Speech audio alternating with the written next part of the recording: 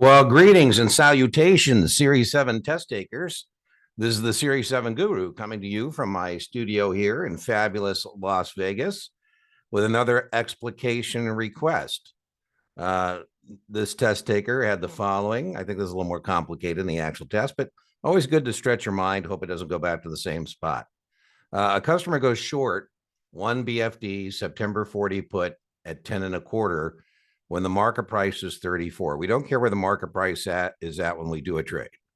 We care where it's at when we close the trade, right? So unless you are buying the stock, there's a stock position that's filler. It has nothing to do with answering this.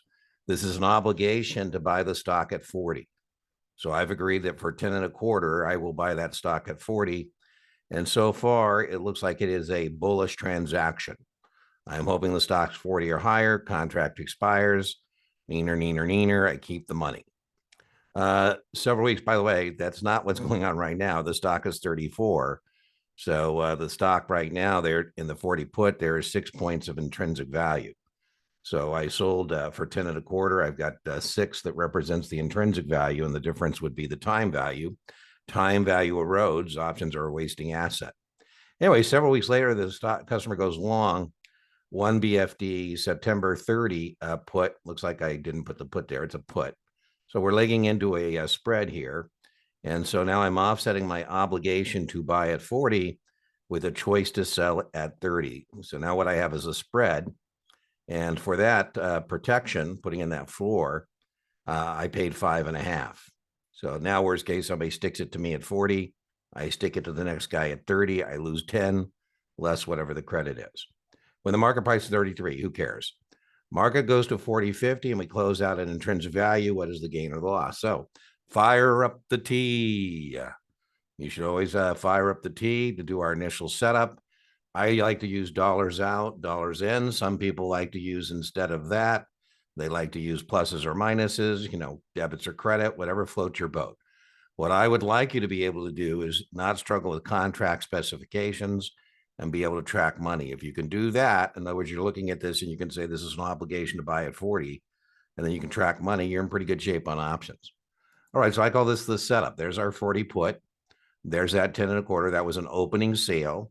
That's how we establish or add to the short position. So that's 10 and a quarter. And then it says we go long at BFD September 30 put at 5.5.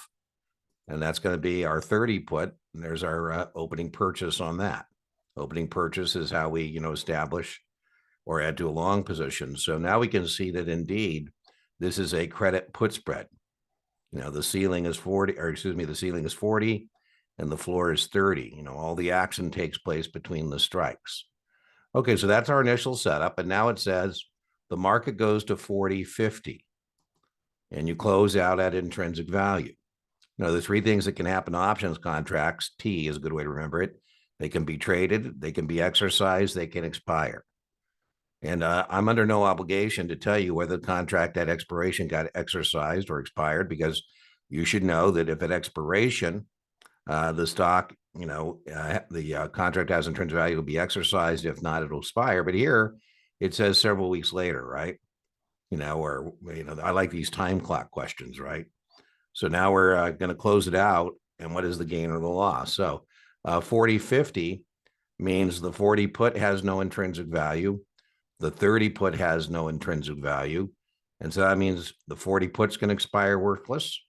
The 30 put is going to expire worthless. And it looks like I made some money here, right? I didn't need that 30 put, but oh well, that was protecting me in case I'm wrong, right? This is a credit put spread. And I was right. Credit put spreads are bullish and the stock was up. So I made 10 and a quarter on the 40 put. I lost 5.5 on the 30 put. Those are our 2 legs, right? So overall, if I net the 2, I have more money in than out. So I made 4 3/4. And on the test, they wouldn't ask you the difference between points and dollars.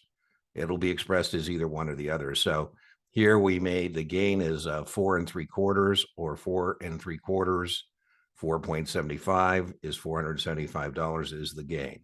So I hope that was helpful. A lot going on in the question. But again, the key as a test taker is to do the initial setup, get the T fired up, fire up that T, and then, close out, do whatever it says. So Remember, inch by inch, your Series 7 is a cinch, and yard by yard, your Series 7 is hard. And again, any explication request from any vendor, I'm more than happy to help you out. Bye-bye.